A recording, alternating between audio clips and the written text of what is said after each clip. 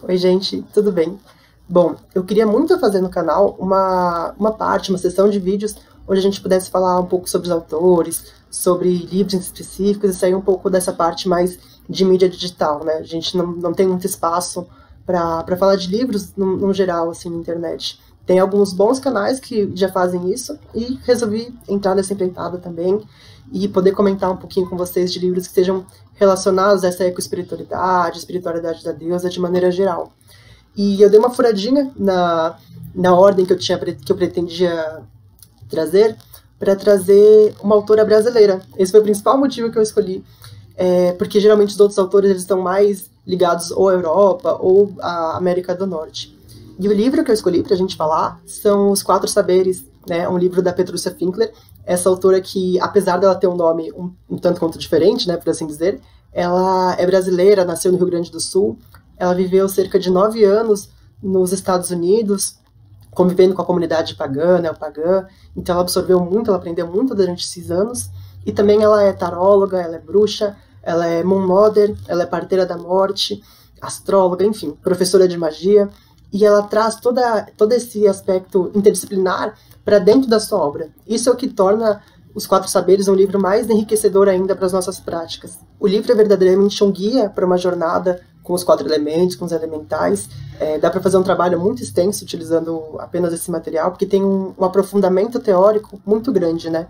Em língua portuguesa, pelo menos que eu saiba, né, a gente não tinha uma obra que falasse especificamente apenas sobre os quatro elementos. Geralmente, quando esse tema aparecia, né, em livros relacionados à espiritualidade, ele vinha dentro de um livro explanado de uma maneira meio jogada no ar, assim, muitas vezes em tópicos, né? Eu acho isso um absurdo, um tema tão importante, tão essencial, não era nem discorrido, né? Colocado em tópicos ali, a associação com a cor é essa, com o local é essa, e enfim, e desce goela abaixo. E em língua portuguesa, eu acho que muito provavelmente esse é o primeiro trabalho que a gente tem falando especificamente, assim, sabe?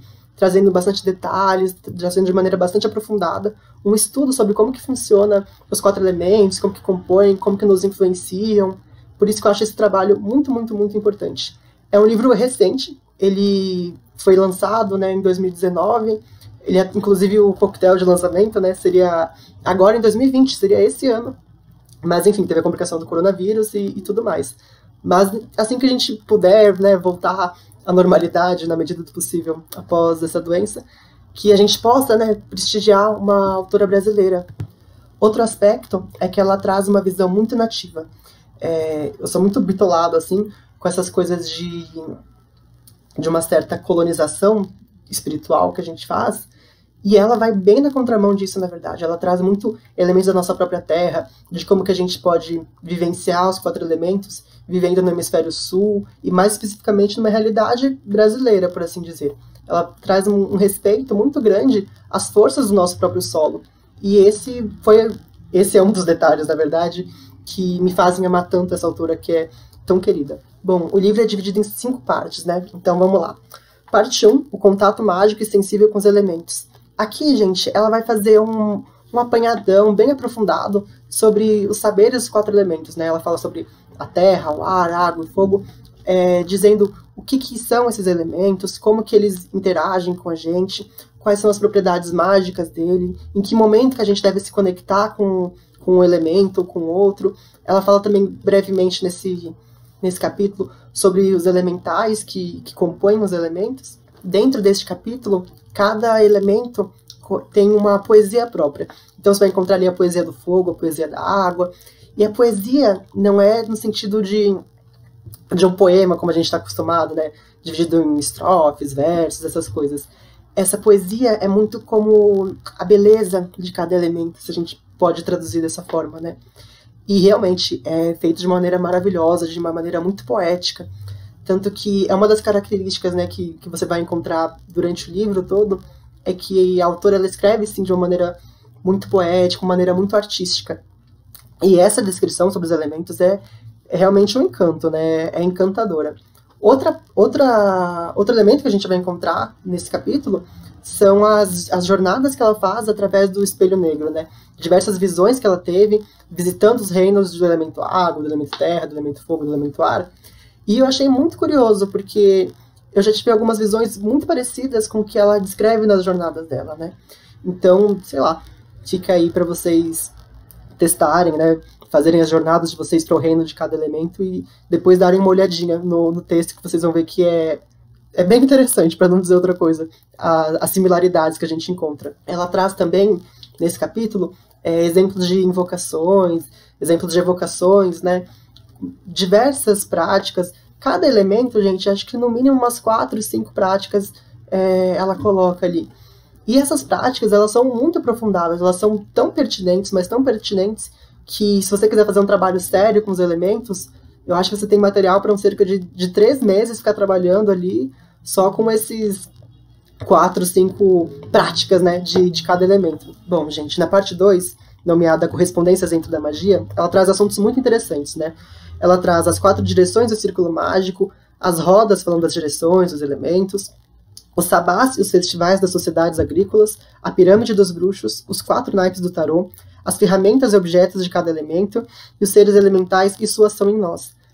Bom, como eu tinha dito, ela tem uma vasta área de conhecimento, e esse capítulo é o meu favorito, né? E é onde fica mais evidente toda essa interdisciplinaridade que ela traz.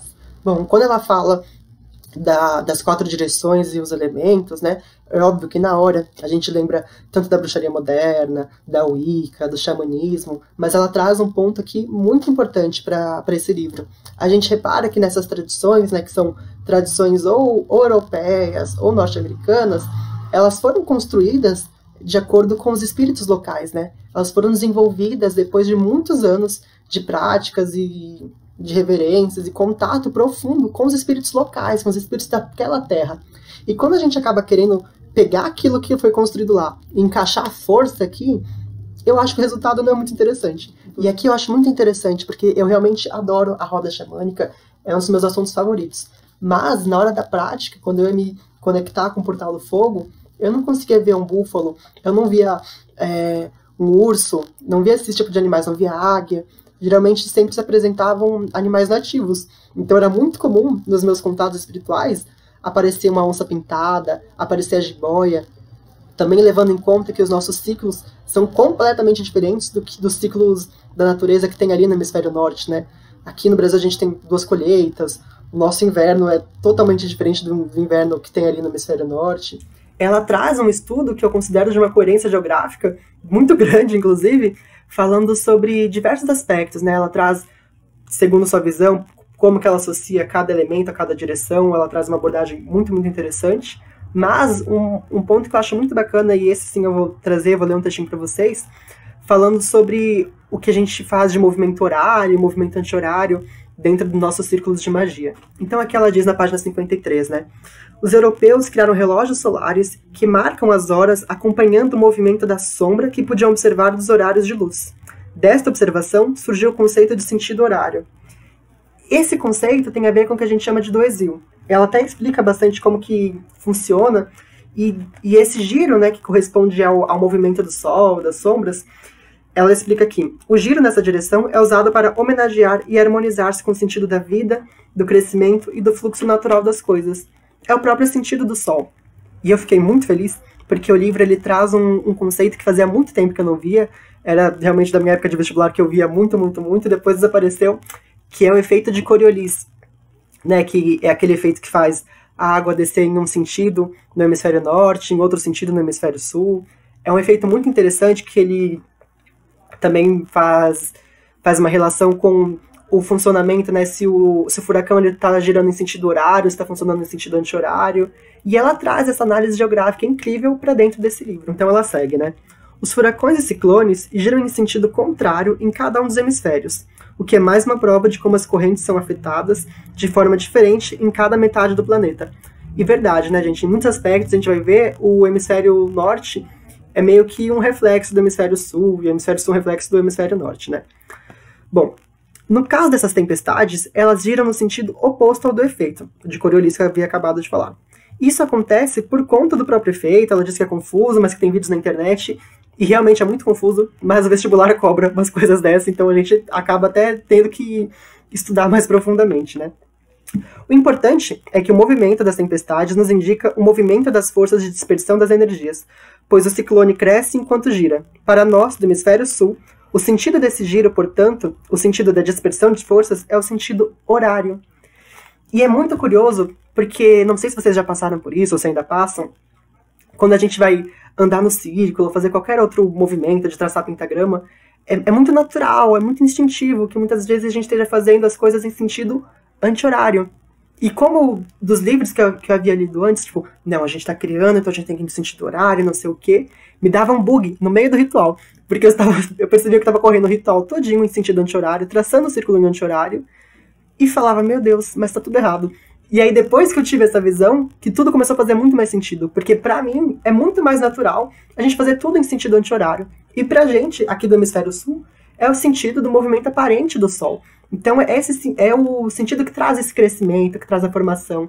E ela explica bem mais, né, uma visão bem geográfica mesmo, um estudo muito bacana, sobre como que funciona esse do exílio, o efeito de Coriolis, mas como que ela encerra basicamente, né, pra gente ter essa visão. Portanto, o nosso Deosil, que é esse movimento que se diz a favor do Sol, no hemisfério sul, é o que chamamos de sentido anti-horário. Esse é o sentido mais natural para nós, o sentido que as sombras se movem durante o dia, o sentido que o Sol anda, o sentido do crescimento e da concentração de forças. Para nós, a força da dispersão, desmanche e abertura se dá ao nos movermos para o sentido horário. Isso vale para todo o hemisfério sul. Então, gente, é o que eu falei, é um estudo muito bacana, porque você não está pegando apenas conceitos que foram já trazidos pra gente, que está de fácil acesso em um livro. Ela realmente teve que ir lá, pegar, sentar, estudar e ver como é que funciona a geografia do lugar, como que corresponde ali os ciclos do hemisfério sul e do país que ela está situada. Graças a Deus é o Brasil, que a gente tem uma excelente autora para a gente poder se debruçar e estudar bastante com ela. Quando ela vai falar das rodas e dos festivais agrícolas, ela prossegue com essa coerência geográfica, né? E apesar dela trazer nesse texto bastante referências da cultura celta e dos povos germânicos, da origem desses festivais, ela ainda traz para a nossa realidade. Então ela associa bastante com as nossas colheitas, tem uma parte até que ela fala do canto do sabiá, então ela traz referências que são realmente ligadas à nossa visão nativa, né? Como eu conversei com vocês, o Brasil ele tem 2 colheitas. As nossas estações, elas funcionam de maneira bem diferente da qual foi construída ali pelos povos celtas, pelos povos germânicos. O tema abordado é a pirâmide dos bruxos, que apesar do nome, né, a pirâmide de todo e qualquer magista. Qualquer pessoa que queira ter sucesso com a magia, manipulação de energias para realizar algum objetivo, tem que ter esses pilares muito bem desenvolvidos dentro de si. E é muito interessante, porque ela faz uma associação entre esses pilares da pirâmide dos bruxos com cada um dos elementos, e aí coloca pra gente, né, a importância de ter cada um desses elementos bem desenvolvidos, bem equilibrados, para que a gente tenha um bom funcionamento da nossa magia. Bom, depois o livro prossegue falando sobre a relação dos elementos com cada um dos instrumentos que a gente tem na magia. E aqui eu confesso que eu fiquei um pouquinho decepcionado, porque ela trouxe muito bem a relação entre cada elemento e os instrumentos mais comuns, né, dentro da magia ocidental, dentro da alta magia, né, falando sobre a espada, o cálice, o atame, o pentagrama, mas eu esperava também ver um pouquinho de elementos pouco comuns, mas é muito mais a ver com a minha prática, né. Na minha prática eu não uso pentagrama, atame, bastão, essas coisas, né, são elementos mais diferentões, por assim dizer, né, como a pemba, o cachimbo, eu uso muito véu. Eu esperava que talvez tivesse alguma relação ali, um aprofundamento sobre esse tipo de instrumento dentro da magia e a sua relação com os elementos, né? Eu tava bem ansioso por escutar algo assim.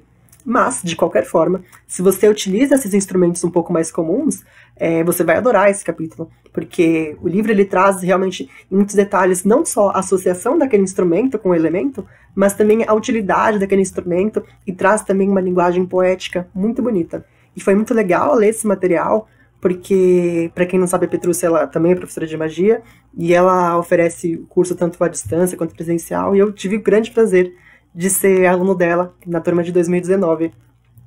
E é muito engraçado, porque na formação dela não tem nenhum instrumento, né? Os instrumentos que você compra é um japamala e um kitzinho de cristais, porque ela dá muito valor, muita importância a usar o corpo como ferramenta mágica, como instrumento mágico. E aí, quando eu tive acesso à visão toda que essa autora tem sobre como que funcionam os instrumentos e todo o seu simbolismo, foi realmente algo muito enriquecedor. Bom, e aí depois chega a minha parte favorita, que não tem nem como mentir, né? Ela traz uma relação sobre como que é o funcionamento dos nossos elementais, como que pode se dar o nosso contato com eles, de uma maneira muito mais respeitosa, né? Porque a gente vê também muito na comunidade neopagã, de maneira geral, assim, né? As pessoas vendo elementais e seres espirituais como se fossem escravos, assim, né? De realmente ficar lá dando ordens, ordenando que tal ser faça qualquer outra coisa porque para te trazer algum benefício ou por alguma barganha, alguma coisa desse gênero. E ela traz uma visão muito respeitosa, muito de irmandade com esses seres. Bom, e o grande insight no livro que me deu sobre a importância de equilibrar os nossos elementos foi justamente nesse capítulo, quando fala sobre os elementais interiores. E era um conceito que eu nunca tinha ouvido falar, porque eu conheci os elementais na visão bem exterior mesmo, né?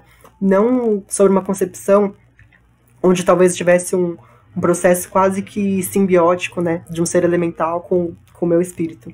Bom, essa visão eu não vou entrar muito em detalhes, porque, né, daí você compra o livro e você vai ver como ela traz muito bem explicado, de uma maneira muito, muito linda e muito poética, como que se dá essa associação. E aí foi um grande despertar para mim, e virou meu assunto favorito. Tanto que, a partir desse livro, ele deu tanto subsídio que eu consegui criar técnicas de alinhamento diário com seres elementais internos. Aliás, pensando aqui agora, eu acho que pode até ser um tema interessante para a gente voltar a falar aqui sobre técnicas de alinhamento, né, com os nossos elementais internos. Na parte 3, denominada Os 4 Elementos em Diferentes Sistemas e Áreas do Conhecimento, ela vai falar sobre os 4 humores, os 4 elementos na astrologia, e ela fala sobre a associação dos signos. Enfim, como eu disse, ela é astróloga e ela traz essa visão realmente muito interdisciplinar, enriquecedora para dentro do livro. Parte 4, equilibrando os 4 elementos da nossa vida. E aí sim, né, gente, quem nunca, pelo menos na minha época tinha, né, quem nunca comprou aquela revistinha Capricho, que dava pra fazer vários testes de personalidade e não sei o quê. É uma leve nostalgia que a gente tem, né, quando chega nesse capítulo. Porque ela propõe um teste muito bem feito de várias questões para a gente conseguir mapear melhor quais são os nossos elementos que estão em excesso e quais que estão mais defasados. Então é muito interessante você perceber quais são os preponderantes e tentar deixá-los saudáveis, né, não em um nível excessivo, e também dar uma atenção maior para os elementos que você não está cuidando.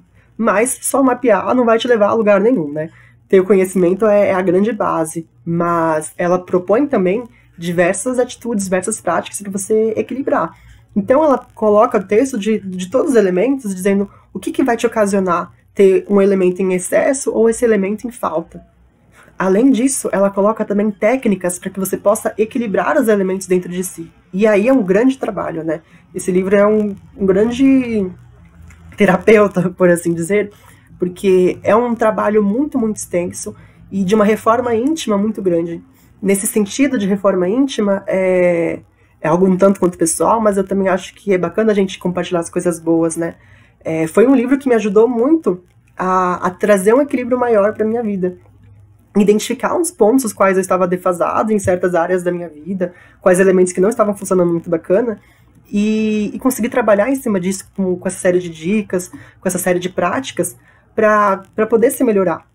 Ao final do livro, eu ainda nem tinha acabado de ler, né, mas chegando já pro finalzinho, eu tava pensando como que eu tava sendo muito sortudo por ter acesso àquele tipo de conhecimento e poder ter acesso a esse nível de cura para minha alma. Após isso, ela coloca também uma série de rituais mais estruturados para você poder se conectar profundamente com os elementos, mesmo que ela já tinha feito no capítulo 1, na parte 1, ela chega também nessa parte 4, e dá mais técnicas ainda, por isso que eu digo que é um trabalho muito, muito, muito profundo. É um livro que, se você pegar para estudar sério, praticar sério, você tem trabalho para no mínimo um ano inteirinho, e olha, se você ficar um ano inteiro firme ali, ainda não vai ser o suficiente para tantas práticas que você pode fazer consigo mesmo. E aí, a parte 5, o livro encerra com um guia rápido de correspondências, que, enfim, né, todo bruxo adora, para poder dar uma olhadinha rápido ali, dar uma consultada para fazer um feitiço. E é muito interessante porque coloca a regência de planetas, de divindades, de cores. É uma tabela bastante completa. Então ela é muito útil para quando a gente está ali bem, realmente na hora do sufoco, querendo fazer um feitiço rapidinho, ter um quadro geral ali Bom, gente, era isso que eu tinha para falar sobre esse livro. É um livro que eu gosto muito, recomendo para você, independente da vertente que você siga, né? É um tema que ele é abrangido em muitas religiosidades, em muitos caminhos mágicos. Então, recomendo muito, né, para você entrar nessa jornada de cura através dos 4 elementos. Eu vou deixar o link na descrição para quem quiser poder comprar o livro, deixar a indicação de alguma loja ou alguma coisa assim. Bom, então a gente se vê em um próximo vídeo falando de um outro livro.